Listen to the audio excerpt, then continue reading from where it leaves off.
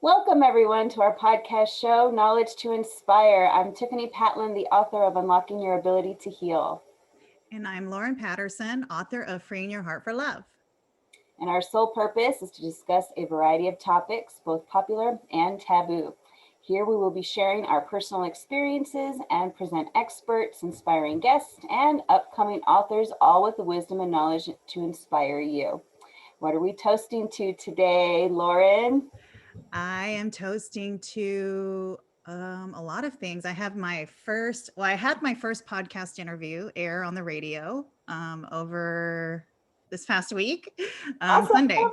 And then I have my first big, do you remember the live virtual event on Yes. the Summit. 23rd? So that's what I'm toasting to. I got my hot and spicy mug. There's nothing in it, but cheers. That's cute. I really like that. I like that stuff because I like rose gold and green colors. So that's kind of like right there. What does that say? It says hot and spicy. Hot and spicy. Some hot and spicy hot chocolate. There you go. Spice it up. Nice. And what are you toasting to today, Tiffani? I got my amazing, gorgeous photo shoot pictures back. They are divine. I'm like, I can't stop staring at them. I just recently updated my website. So if anybody's curious, by all means, go to unlockingyourabilitytoheal.com and check out my website. Yay. Tell me what you think. I'm going to check it out for sure. Yes. And I plan on using some of my other images for image quotes and things like that to share around. So it's really exciting. I'm so excited. That's a huge celebration. Congratulations. Yes. So I know you wanted to do that. So yay. So what is our topic today, Tiffani? We have an amazing guest. We have Judy Thureson who's coming on. Woohoo! I'm so excited. And we're going to talk about grief and I think this is a really good topic because I know for me and my own family, we're having a lot of deaths in my personal family. And I know that that's happening around the world with COVID and complications and stress and all this stuff. And a lot of people are, leaving us and passing away. And I feel for a lot of people out there. So I think having Judy on and having her share her techniques with grief is going to be really helpful for our listeners today. Yes. Thank you. Have you experienced grief in your family, in your lifetime? I have, but not anybody close. So I really haven't experienced grief in a sense where I was grieving somebody that I really, really loved. I've had people pass away. I feel really, really bad for the people that are losing people in COVID right now. So I feel like I'm grieving with those people. It's really, really sad when I see a post, on social media, somebody just lost their parents or grandparents or even husband, wife. It's just really sad. So I feel like I'm grieving with like the rest of America, but I haven't really experienced grief myself from, I love that you said that. That sounds so beautiful. And I love the way that makes me feel because I resonate with that, like what you just said, because I feel that same thing when I see a post coming through my feed. I'm like, no, and I feel bad. Yeah. But then you ever wonder how people view death as negative? I had this conversation with my husband because I thought, what if we had a different perspective of death? Like, I know that everybody has their own idea of what happens after death, right? Some think it's just nothing. Some thinks it's heaven. Some think, so everybody has their own views and that's fine. But what if we adopted a more positive thought about death? Because I don't know, what if somebody's suffering and they're finally no longer suffering? Isn't that a good thing? Wouldn't we want to be happy for that person because they're no longer suffering in pain or whatever it is that they were suffering with? I think about things like that. I just wonder because I myself haven't had anybody that close to me pass away. And my grandmother passed away on my mother's side. But I mean, her and I were close. This was a long time ago, but she spoke Spanish fluently, and whereas I didn't. So there was still a language barrier there. So, I mean, I was close to her, but it didn't affect me as I know a lot of other people are being affected with their other close ones. But I've always wondered about that. I think I've seen that in movies where they're like, let's celebrate their lives, instead of being so sad, celebrate, say, I'm so thankful that, you now got to move into that next phase of life, whatever that may be, like celebrate people's lives. Let's celebrate people's lives. We should ask Judy about that. I'm curious what she would say about that. She does that. She celebrates her son, Jacob. All the time. Yeah, I see her posts. They're beautiful posts. And yeah, I mean, celebrating death, that's a lot of people don't do that, but I know a lot of people say transitioning, now it's not passed away or they died. It's kind of like they're transitioning to their next life. Yeah. I totally believe that. I think people do come back maybe in another form. I don't know. Reincarnation. Yeah, I don't really know. I want to come back as maybe a hummingbird. Oh, so you could go visit people like your hummingbird does. Yes, I love my hummingbird so much. That's adorable. Yeah. So we're gonna just give everybody a little bio on Judy. And we are so excited to have her. She's our first guest, but we do have a lineup of guests all the way. We're booked Tiffani until May. So Woo-hoo! Actually all the way through May. So now we have June. So we're excited. We got guests every week now. So yeah, we want to welcome all our new guests and their listeners. And we're just really excited for this growth that we're having. Overwhelming response to be on our show. But Judy is, she has a genuine desire to see people live their most authentic life. In the last decade, she has helped hundreds of clients focus on their mental, physical, and spiritual health. Judy specializes in high performance coaching. She helps her clients unlock their superpower. She is passionate about helping her clients grow through adversity and build resilience and strength. In June of 2019, Judy experienced a tragic loss of her 18-year-old son, Jacob, to opioid overdose.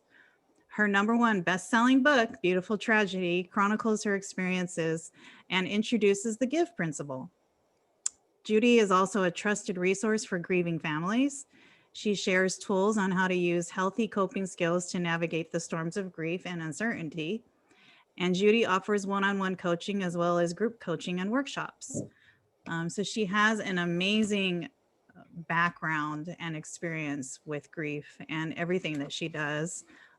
We will be sharing all of her URLs when we post the video, the interview. And do you have anything else to add about Judy? You've known Judy, Tiffani, longer than I have. She's just a sweet, amazing soul. Once you see her, she just radiates with sweetness. She's such a sweet person. And writing her book, she wrote her book in her phone, people. She wrote her book in her phone. Like, how amazing is that? She's awesome. She's great at what she does. And I'm happy to present her and have her on and ask her a couple questions. So this is exciting. Yeah.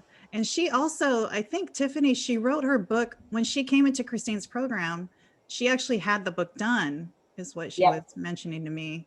And I think she wrote it like super fast, right? Like, was it a month or I don't remember the timing, but I know that she finished it. Like 23 days or something like that. It was whack. Like it's like, you go, girl. God was like, you're getting this book out, whether you like it or not. Yeah. And we talk about that, right? Like we talk about how our books are downloaded to us and how we, just write. Like when I started writing, I never wrote anything in my life. I couldn't even write a paragraph. But it's like you just start writing and then I read back, I'm like, wow, did I just write that? And it's just like it just like downloads to you. And I know your book, I started reading yours, so I'm not all the way through, but I'm reading your manuscript and your fully edited one. So I mean, when you were writing your book, were you like, did you feel like you were being downloaded all that information? No, with me, it was a little different. I'm getting the downloads now, like towards the end of the stuff that I wanted to add and put inside the book. But when I was writing it, because it's my life story, so really for me, it was about having the courage to go back and do my own personal timeline to figure out everything that happened and the order it happened, because it was all in my head, but it wasn't in any chronological order. So that's the reason why the outline was super duper helpful. But after that, after I got all that part out, that's when the downloads started coming of information and things I should put in there and other little things I should add. That's when it started happening for me. Yeah. Yeah. And how did you come up with your book title? Was that something that you already knew you were going to? That Christine helped me with that. There was a book that I already have. It's called The Courage to Heal. And I mentioned that to her and I was like, but I can't use that title because it's already being used. So I was just talking and I guess I used the word unlock. And then she was like, well, what about unlocking, your ability to heal? And I was like, oh my God. And, because like it was a share of words and it was from that. And I was like, I love it. And I started thinking about, I could use a little lock and this and that and forget it. It just went from there. Yeah. So Judy's going to be joining us in a few minutes. So we have a little bit of time to just chat, Tiffani. And her title is beautiful, beautiful tragedy. Because even though her son's death was a tragedy, a lot of beautiful stuff has come from that. Like I know on her social media, she's getting messages from people that knew her son.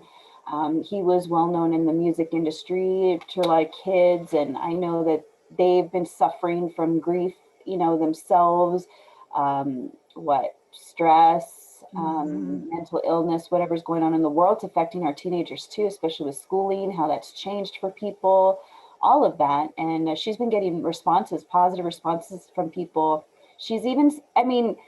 Her son is saving people's lives. Yes. He really is. He's reaching people who, I know I've seen posts where she says that some people are, thinking of suicide, this and that, and now they're not because of her story, her book, and, her son, so even though it's sad, he's no longer with us, it's still a beautiful thing that's happening. And there's Judy. Hi, lady.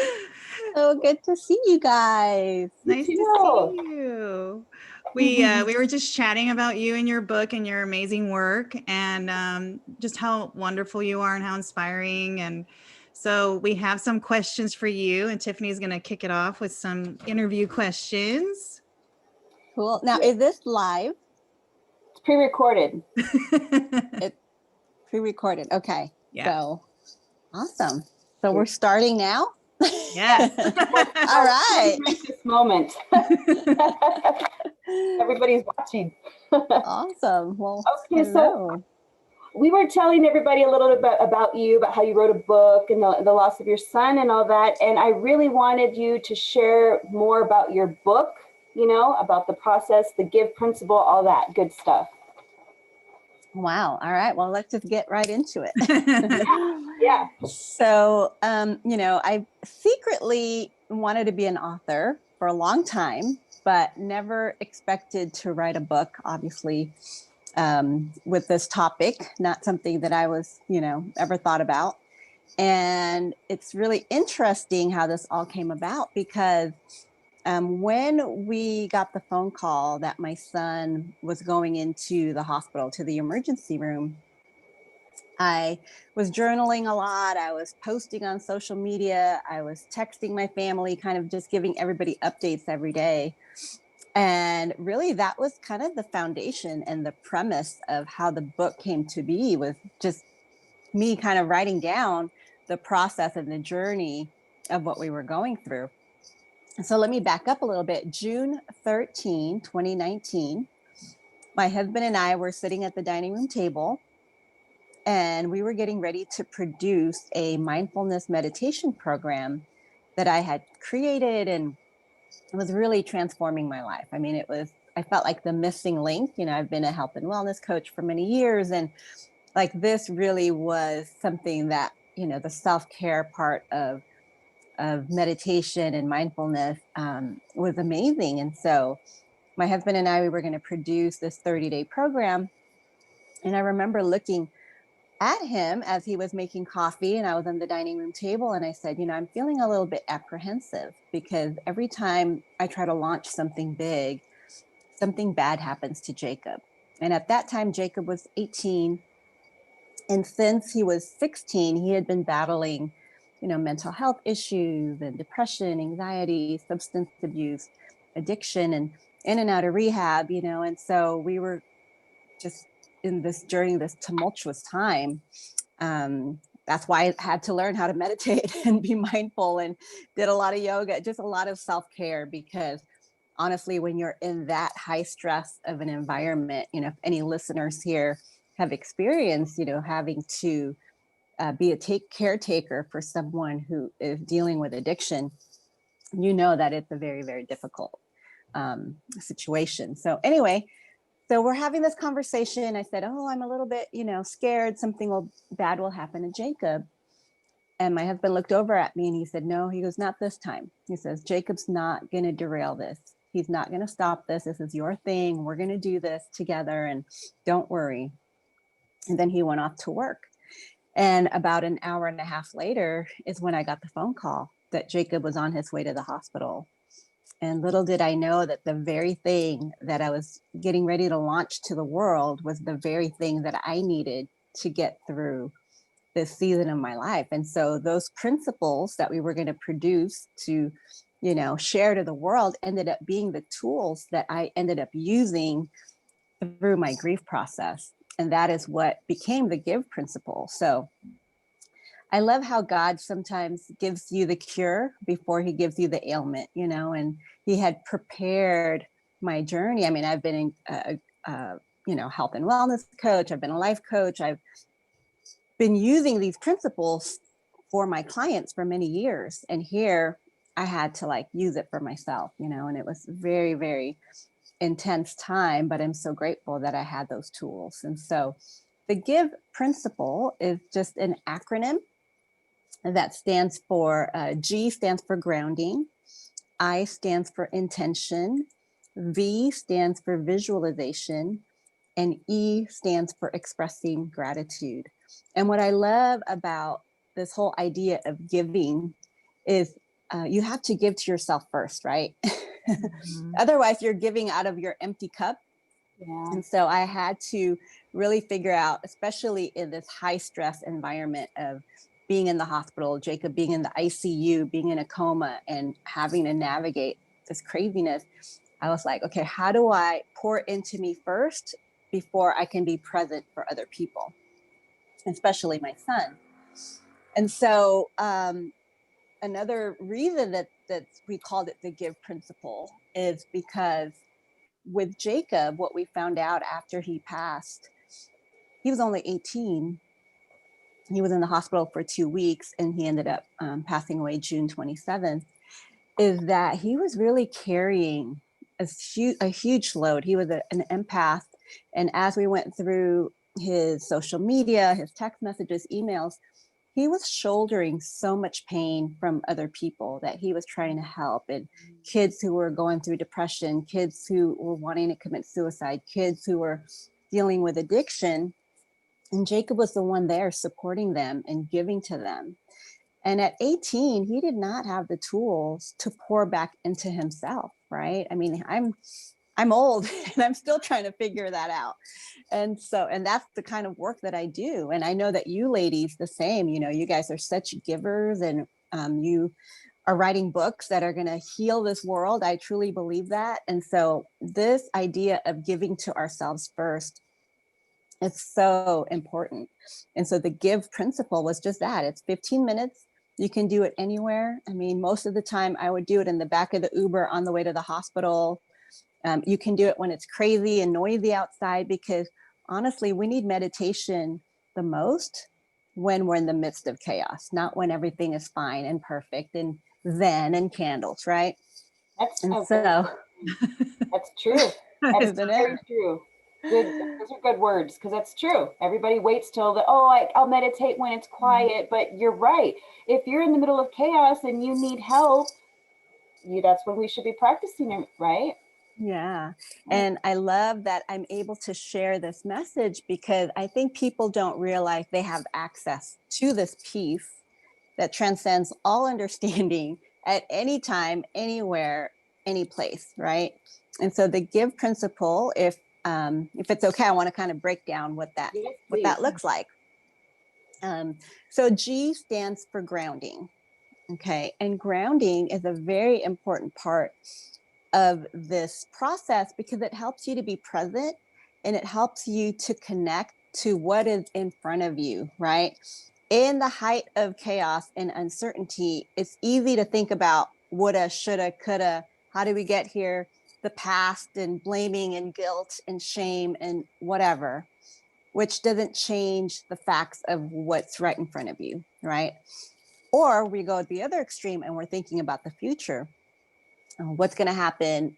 What's that going to look like? How am I going to live without, and we can't control the future. We can't predict the future, right? So this grounding is being able to really connect to the present moment, what is in front of you, and take it in at 100% full, whole heart. And honestly, those 2 weeks we were with Jacob, he never regained consciousness from his coma. But I can tell you that every breath was a miracle because we were there with him, loving him, sharing our hearts, our thoughts, our words with him. And it was a gift. It was a beautiful time, I stands for intention. Now, intention is a word or a phrase or something that you actively choose to think about and ruminate on over and over and over again, for the duration of the meditation, 15, 20 minutes meditation. And I want to say to you guys and our listeners, I want to say that you guys are already expert meditators. Did you know that? Did you know that you're already expert meditators? And what I mean by that is if you were to really sit back and think about what is in the default of your brain, what is constantly replaying in the background, I can say from my experience, from the people that I help and people that I talk to, that 99% of it is usually negative, sadly. That what replays in our minds, right? Our fears, our whatever, our past, our shame, there's this negativity. So this intention is really you rewiring your brain. You're taking the active thought and you're taking it to a different path, it's going to set you to a different trajectory when you have a thought that is positive. And so for me, some of those words were, surrender, peace, hope, love. It can be anything, whatever it is that you need for the day. And you just think about that. And and throughout your day, when things kind of get crazy, you go back to your mantra. Okay, what was my mantra today? Okay, peace. All right, I'm going to settle. I'm in the middle of traffic. I'm in line and everybody's, somebody has more than 10 items on the in the cash register and you want to freak out. But then you just remember your word, peace. Okay, I'm going to be peaceful. So it's a very active thought, and it's an active word that you set for your intention. It's very powerful, which kind of going back to, because I was journaling every day, what my intentions were every day, those actually became my chapter titles for my book. So if you read my book, there's 40 chapters, and every day those were the exact intentions that I meditated on during those 40 days. Really cool that I wrote them down and I remembered them, It's beautiful. I love it. Yeah, it's very cool. And then V stands for visualization. And visualization is very important because I think we need to set our mind on what we want the end result to be versus maybe the reality. And sorry, you guys, it's so loud out here. Oh, I didn't hear anything. No, okay. Yeah, I didn't hear anything.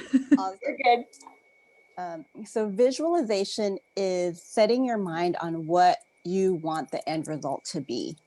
And so every day when we were in the hospital, we would, just visualize Jacob waking up with no brain damage and being healthy and being awake and aware and coherent. And, every day we had these thoughts. And so some people might be thinking, wow, well, Judy, that didn't work out very well because he didn't make it. And I'm telling you that visualization is about having hope for what you want, right? Mm-hmm. And sometimes it doesn't go the way that we want it to go, but that doesn't take away from the feeling of hope and that feeling of faith and that feeling of wishing, right? And that is really a powerful thing for the human spirit.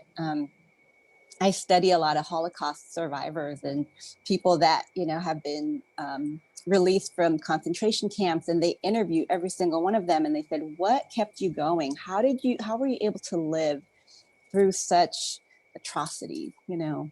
And every single person said their visualizing coming home to their wife, coming home to see their kids, coming home to see their families, even though they knew that their families probably were killed. Like, that hope is what kept them going. Isn't that powerful? Like, the human spirit can really survive on that hope. So visualization is a very powerful practice. And then lastly is expressing gratitude. And, you know, we all know that gratitude is a great practice, but expressing it out loud, it's like a whole other level of changing the atmosphere in the room, changing the energy in the room. And so while we were in the ICU is where death happens. ICU is where it's gloomy, it's dark, it's chaotic. And I really have to hand it to my husband, because he was such a great example of expressing gratitude. I mean, he knew every nurse's name, every specialist, every doctor.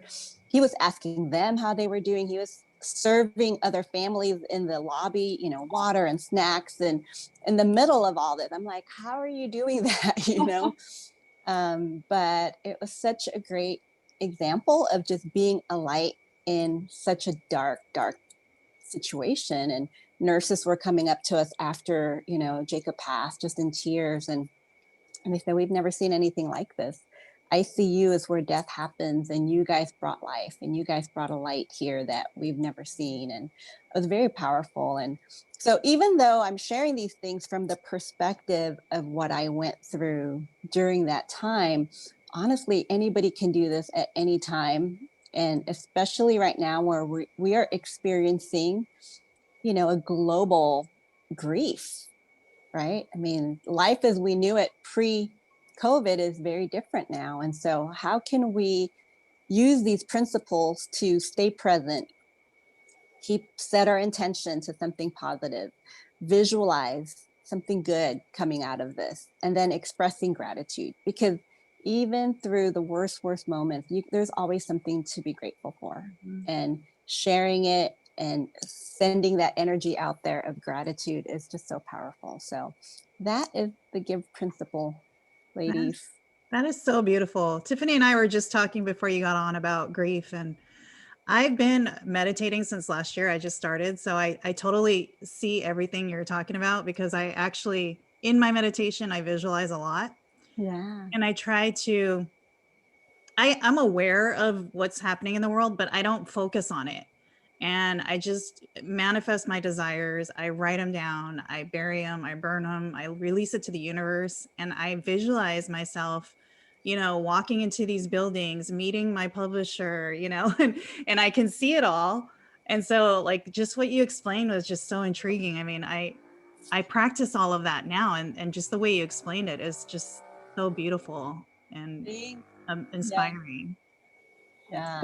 Thank you. And I mean, meditation is one of those things that if you don't really know what it is, it can feel a little bit intimidating or kind of nebulous, like, well, what is it exactly that you do? And so what I loved about the GIVE principle is for people that are non-meditators, it just gives them a little checklist, a little framework of like, okay, start here, do this, and then you're done, right? So it doesn't feel so overwhelming. But I love that you're already doing that and practicing it. And it shows, because I could totally see all your dreams coming true, like in real time. And it's so inspiring, and I love it. Yeah, I did a 40-minute meditation, my first time doing a 40-minute this morning. Sometimes I get scared, like my body will jolt into like weird kind of feelings. But I know Tiffani wants to start meditating, so she could totally. Come on, Tiffani. I do it here and there, because I learned, like for me with my past trauma, because I had always heard, oh, meditating, you have to sit there with your eyes closed. And that was always something that was really difficult for me to do with my background and my trauma.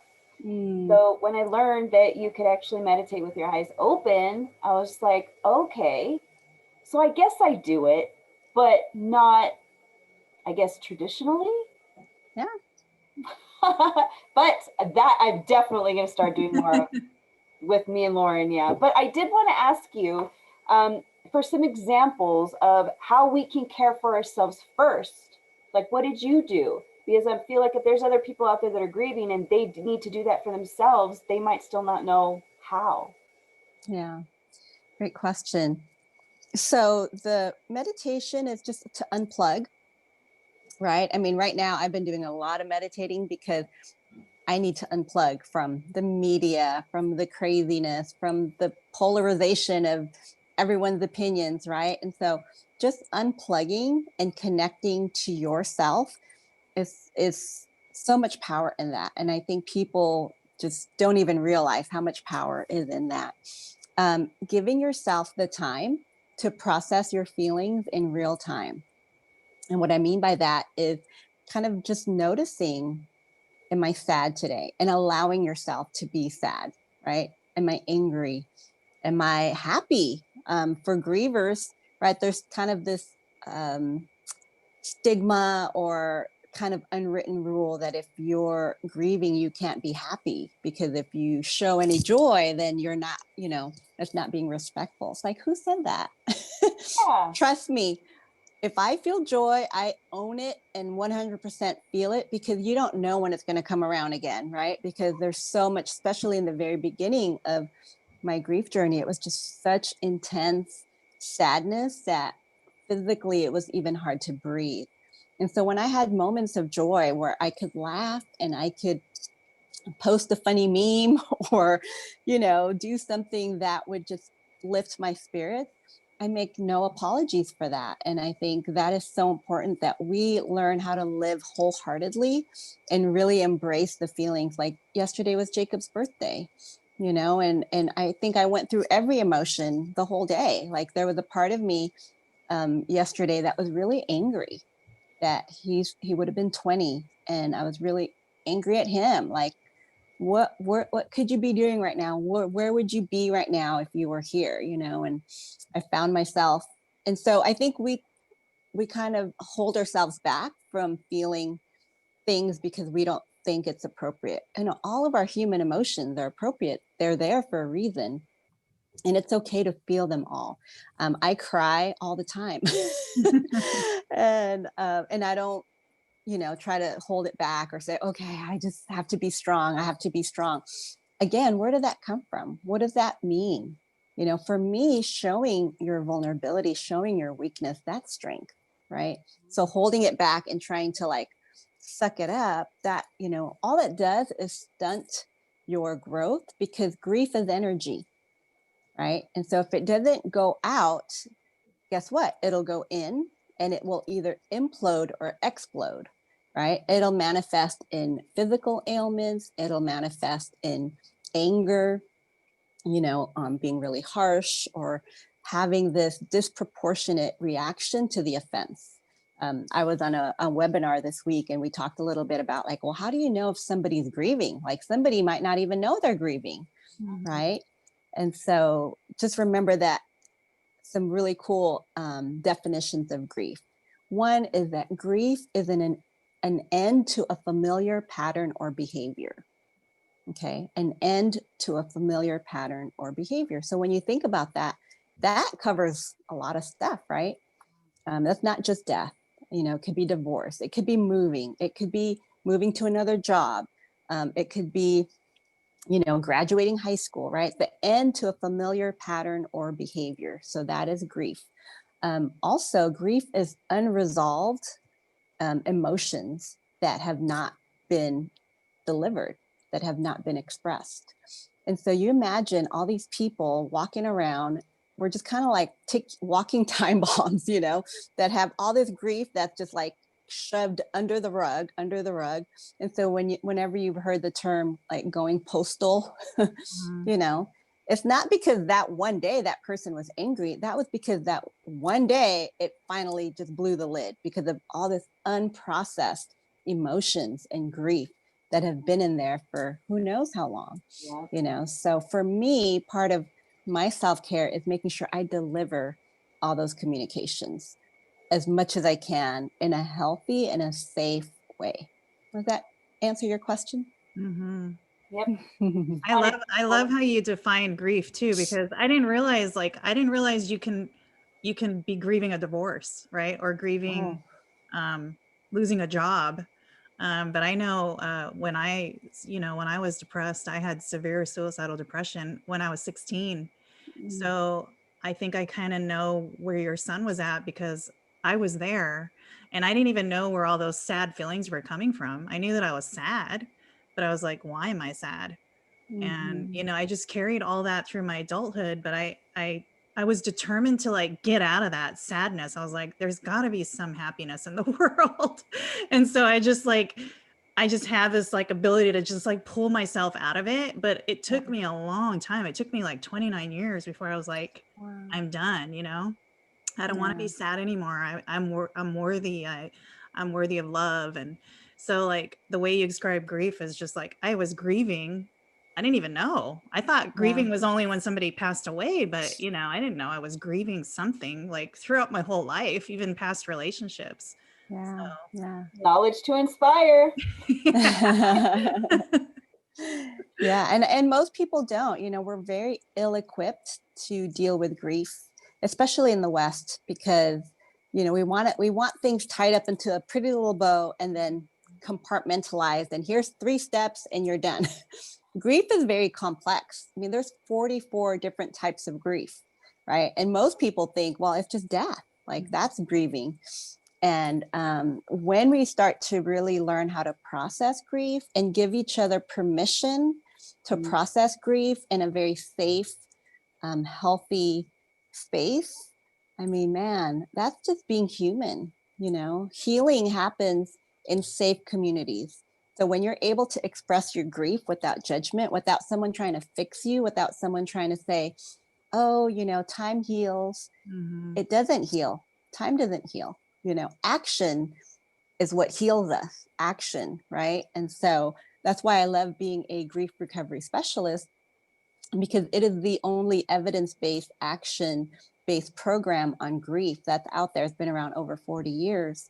And a lot of times people, they just have all this misinformation. So thank you for having me, because whatever I can do to help educate, inspire, and just help kind of give people a different perspective of like, maybe let me see if I can think about this a different way. Maybe I've been thinking about it like this, but maybe there's another way, so. Yeah, you definitely opened my eyes about it, because like I said, I always thought it was just if someone passed away. So I was like, I'm not grieving, but I was grieving for a long time, different things. And I didn't know there was like 40 different types of grieving. So that's very, inspirational for me and for me to know too. Yeah. And so let me just share this, is that when we are in a grief state, okay, it's usually pain, right? Some kind of pain. And especially our kids nowadays, is they don't know how to sit in that pain, right? So every time we have some kind of pain, what do we want to do? We want to mask that pain, whether it's social media, something instant gratification, whether it's food, whether it's alcohol, whether it's drugs or sex or shopping or Netflix. There's so many things, right? And so when you are here, this is your pain, and then you want to start to put stuff on top of it to mask that feeling. What happens is when that high goes away, guess what? You go even lower, right? And so with grief, what has to happen is you actually have to get worse before you get better. And I know that doesn't sound like fun, but that is the holistic way to heal your grief versus let's just keep putting stuff on top of it. I mean, sadly with Jacob, he was so young and he had success really young, and had a recording contract. He signed with Atlantic Records. He was living in Hollywood, had money and fame and all this stuff. And then even at that age, he realized like, wow, this is not taking away my grief. This is not taking away my pain, and at that age, seeing that, and you don't have any hope. I mean, luckily for you, Lauren, like you saw and you had the determination of, I know there's got to be more out there, and for my son, like he didn't have that, because he thought, wow, this is success. This is what it's supposed to be like. And I still feel this this pain and this emptiness, and he never got around to really learning how to process that. Mm-hmm. And so that is, you know, so painful for me as a mom. But if I can help other kids process that, and I do, I mean, we have inherited Jacob's fan base, and, you know, I talk to kids all the time, and they share, you know, things with me that they can't share with anyone. And if I can support them, it feels like just that little bit of hope and purpose for Jacob, you know. So Mm-hmm. That's yeah. beautiful. I'm so glad you're doing that for them, because young teens, they need somebody. And now that Jacob's gone, they have you. That's so sweet. You're like almost like motherly, like, you know, you're like a motherly figure for them. Maybe some of them don't have that. That's beautiful. They don't. Yeah. No, they call me Mama Sketchy Oh, because Jacob's rap name was hella sketchy, so they call me Mama Sketchy. I And love that. I love that. I do. Yeah, I wish I had you when I was younger in my teens, because I didn't have a mother or father. I grew up in an abusive home, so Wow. I didn't have anybody to go and talk to. But I totally understand what you mean by, you know, replacing that grief with something else, because I would go shopping. So if I was sad, I would go spend money. And I, you know, ended up having to file bankruptcy 3 times in my life, but like it satisfied. It's just like so resonating with me what you're saying, because it satisfied that happiness at the moment. But then I'm like, oh shit, I got to pay that bill. You know, it's like, how am I going to pay that bill? And then it adds more grief, right? Yeah. And then more and grief. then I was more depressed, and then I started drinking a lot. And then I'm like, okay, this is not helping. Right. Yeah. I have a question. I never know the right thing to say to somebody who's grieving.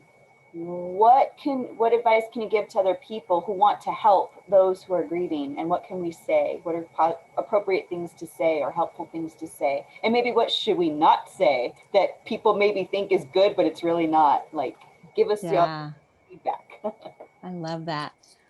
So let's start with what not to say. Okay. So a lot of very well-meaning people will say things like, oh, he's in a better place. Time heals all wounds, or God's not going to give you more than you can handle, right? Have we heard all these things before? Those things, even though they might be well-meaning, are not helpful to the griever, because though you can't intellectualize a heartache, a heartbreak, right?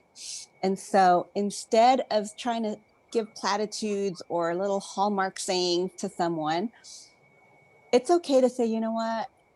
I really don't know what to say, but I'm here to listen. Like, how can I support you? And really mean it, you know, and have that space, right, to allow that person to be themselves with you and cry and be uncomfortable. Sometimes it's uncomfortable when people are crying and you don't know what to say, right? And so what do you want to do? If you want to pat them on the back and say, it's going to be okay, it's going to be okay. Like, don't do that. Like, just let them be not okay for that moment, and be a witness to their grief, because that is what heals us. That's what connects us as humans, is that when we really see each other, that heals us. That helps us to know we're not alone. That helps us to know that what we're going through is normal, and that we will get through it together.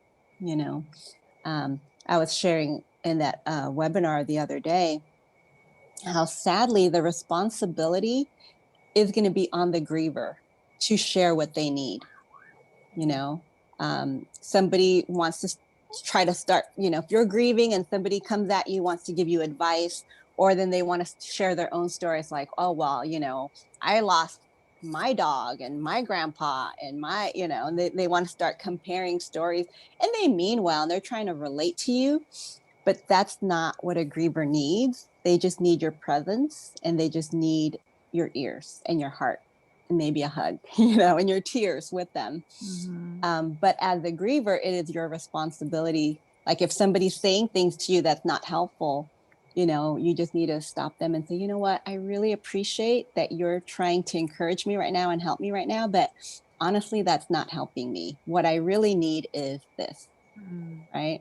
When I was grieving, when I first came back from being in LA with my son, and I came back to Arizona.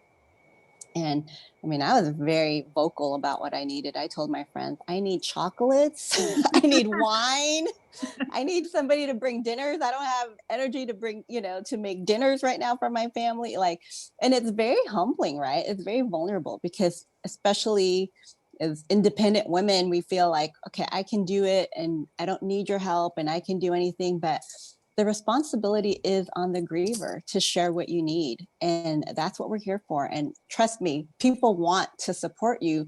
They just don't know how. And so we have to be very honest about what we need. Mm-hmm. Did that help? Yeah, I think that's great. That definitely helps me because I'm all about helping people, but I get that sometimes people will say or do things with the good intentions, but it's really not helpful. So that's why I'm glad you shared some good stuff there. So thank you for that. Yeah. And another thing is try not to ask the griever, what do you need? How can I help you? Because they don't know what they need and they don't know how you can help them. So try to be proactive, right? So if they have children, maybe ask to, hey, let me take your kids so that you can, whatever, have some time. Let me get somebody to help clean your house and give you some time. So just anticipate needs and then and really serve in that way. I mean, those things go a long way.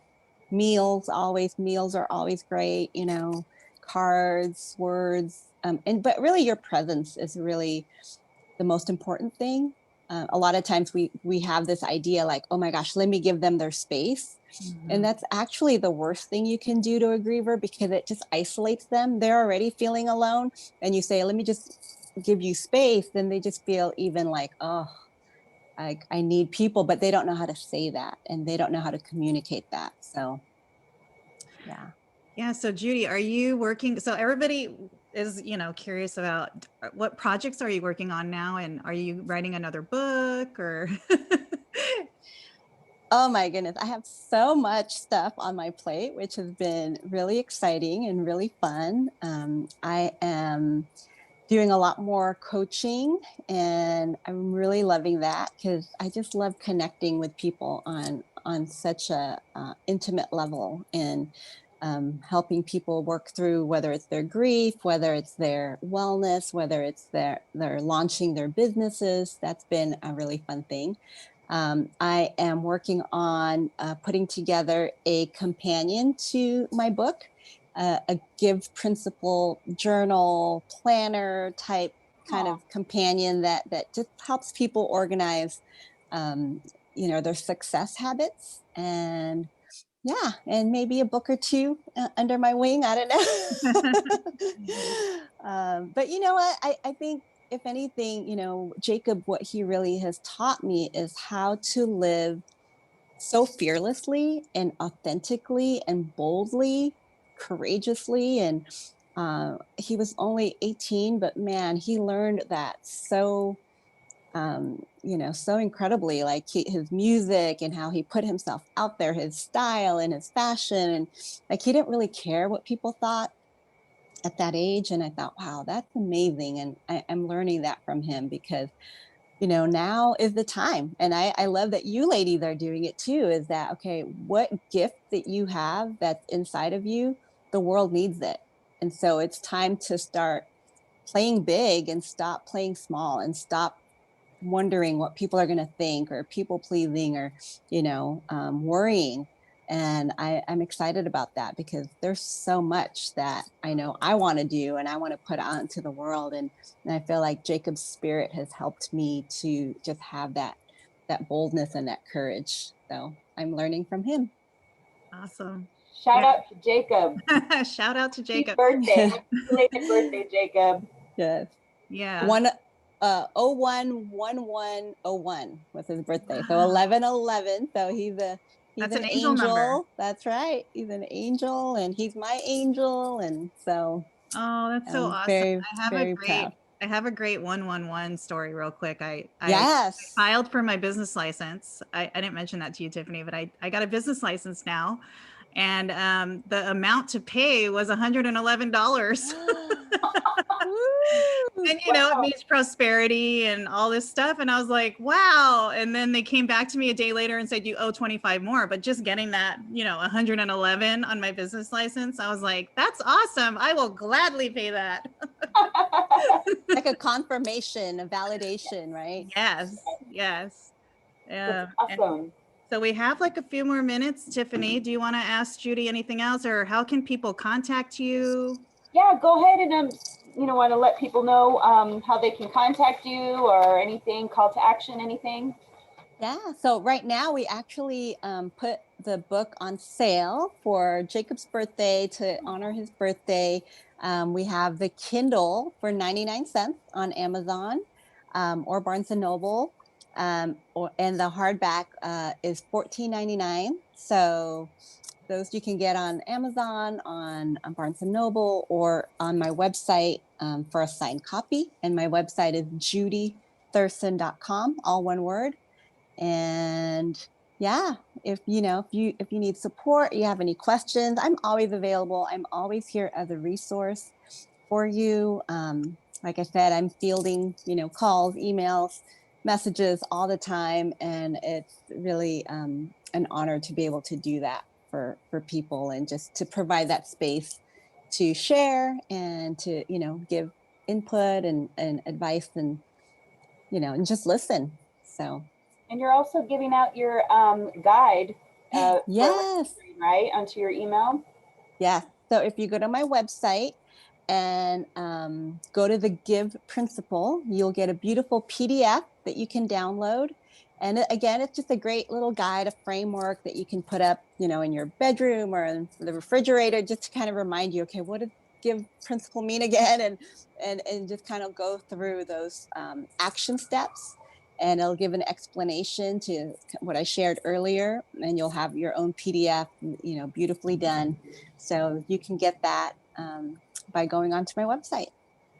And we'll make sure to put all your links in the video so everybody can access all your good stuff. Do you have anything else, Lauren? No, we're just thankful that you are our first guest. We actually have guests booked until June. Wow. So we had an overwhelming response. So every Amazing. Tuesday we have a guest, and we're just excited about all the upcoming guests. We have some authors in the mix. We have some healers. I think we have a medium, and we want to get a psychic. So Wow. like a lot of different people. But yeah, we're just so thankful that you were our first guest. We thought of you, and we're like, okay, we're gonna manifest Judy, and we're gonna put her picture on the flyer, and then we'll send it to her. She can't say no.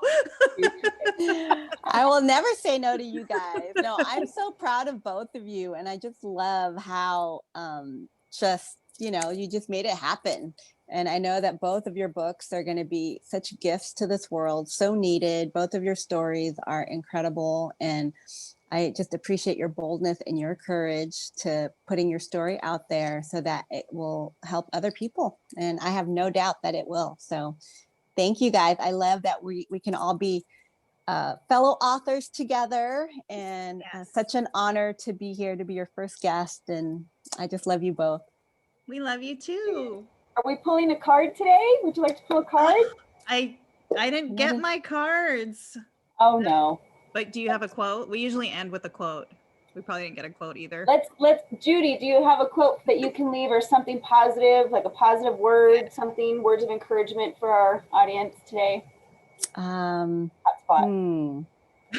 have a quote. I don't want to butcher it, so I'll paraphrase it, and then I'll send you the actual quote, so in case I mess it up. Awesome. It's actually from Albert Einstein, and he says, we can choose to look at life as if nothing was a miracle, or as if everything is a miracle. And I choose to look at life as if everything is a miracle, because if you're looking for something good, you're going to see it, right? And if you're looking for something negative, you're going to see that. So choose what you're going to focus on, and then expect miracles. I love that one. That was awesome. That was meant to be. It gave me goosebumps. Yes. That was so awesome. Good stuff. Well, thank All you, right. Judy. Thank you so much. Thank you. All right. Love you guys. Love you too.